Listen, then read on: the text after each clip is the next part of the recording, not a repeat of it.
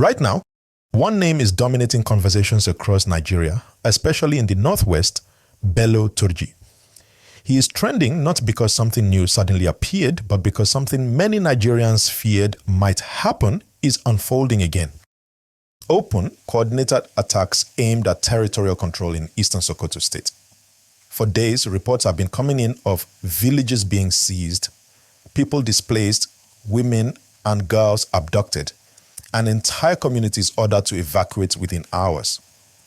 What has shocked many Nigerians is not only the scale of the attacks, but the fact that Bello Turji personally led them, despite widespread public belief that he had already been eliminated by the Nigerian Army. That belief, however, was never officially confirmed. The Nigerian Army never announced the killing of Bello Turji. What happened instead, and what has likely caused years of confusion, is that his close associates and lieutenants have been repeatedly eliminated, while Bello himself has remained alive, mobile, and largely hidden since he emerged as a major bandit leader around 2011.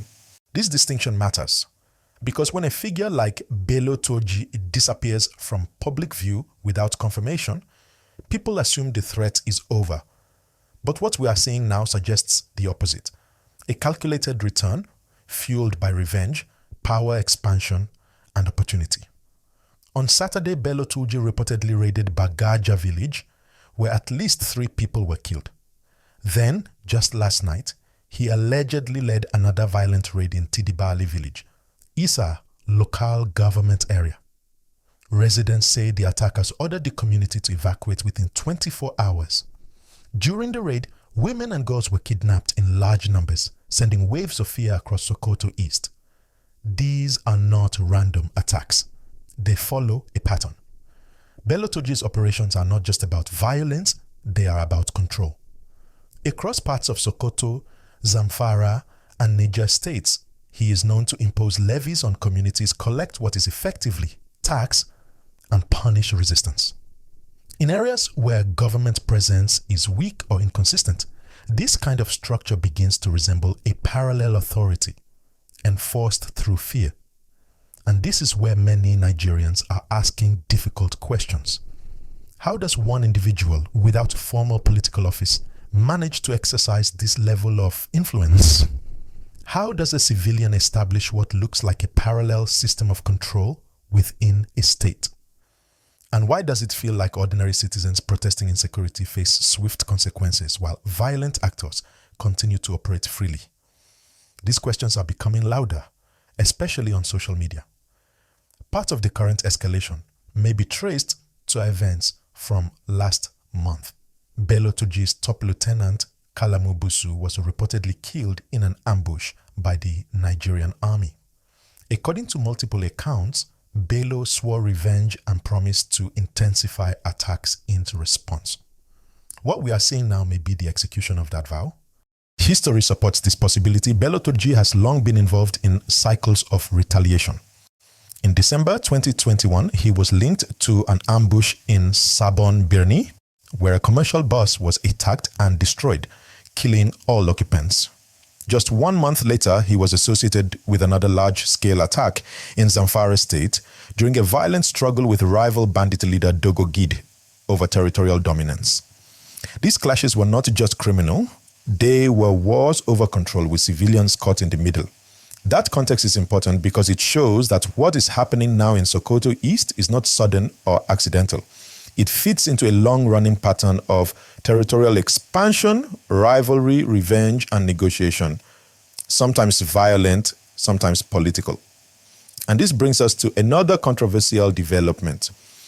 Just days before these recent attacks, reports emerged that the Katsina state government reached an agreement to release 70 bandits in exchange for abducted hostages.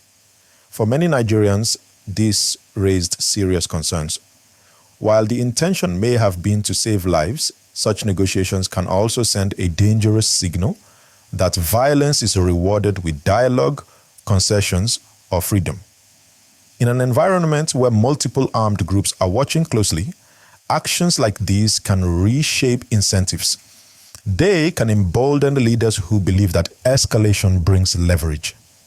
It is within this atmosphere of unclear consequences, uneven enforcement, and fragile trust that Bello Turji appears to be expanding his reach in Sokoto East.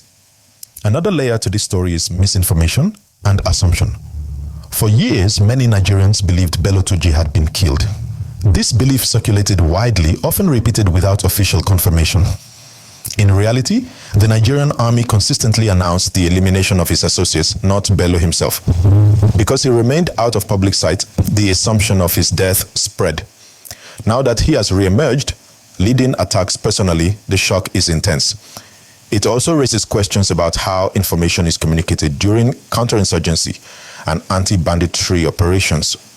When clarity is lacking, false closure can take root, and that false closure can be dangerous. The fear spreading through affected communities today is not just about immediate violence. It is about displacement, loss of livelihoods, and long-term instability. When villages are ordered to evacuate, people are not just losing homes.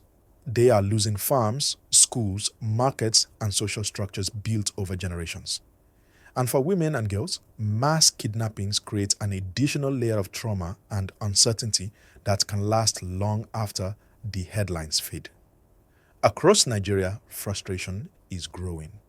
Many citizens are asking why insecurity seems to persist despite years of military operations.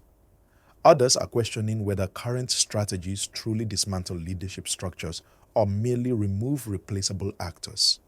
Some are pointing to the contrast between how the state responds to peaceful protest versus armed violence. These are uncomfortable conversations, but they are necessary. There is also a broader regional dimension. Bello Turji's operations cut across state boundaries. This means responses limited to one state may simply push the problem elsewhere. Banditry in the northwest is networked, fluid, and adaptive. Any serious solution must recognize that reality. At the same time, there is a warning from history.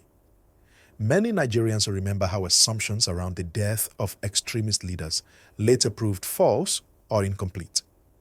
Which brings us to a brief but important fact that often surprises people. Boko Haram's former leader, Abubakar Shekau, was not killed by the Nigerian government. He died by detonating an explosive vest during a confrontation with a rival faction linked to the group's central leadership after losing internal support and influence. That detail matters because it shows something critical. Violent groups often collapse from internal fractures, strategic isolation, and a sustained pressure, not just battlefield encounters. So the question Nigerians are asking now is not only where is Bello Turji, it is also what kind of pressure, military, political, economic, and social, actually weakens figures like him permanently? Because as long as armed leaders can't disappear, re-emerge, avenge losses, negotiate indirectly, and expand territory, the cycle continues. What is happening in Sokoto East is not just a local crisis. It is a reflection of deeper structural challenges, governance gaps, security coordination, information clarity, and civilian protection. For the communities affected right now, the issue is immediate survival. For the country, the issue is credibility, of authority, of security, and of justice. And until those questions are addressed with honesty and consistency, names like Bello Turji will continue to trend. Not because Nigerians want them to, but because the consequences of ignoring these realities are too loud to silence. The story is still unfolding, and its outcome will depend not just on military action, but on decisions made far beyond the battlefield.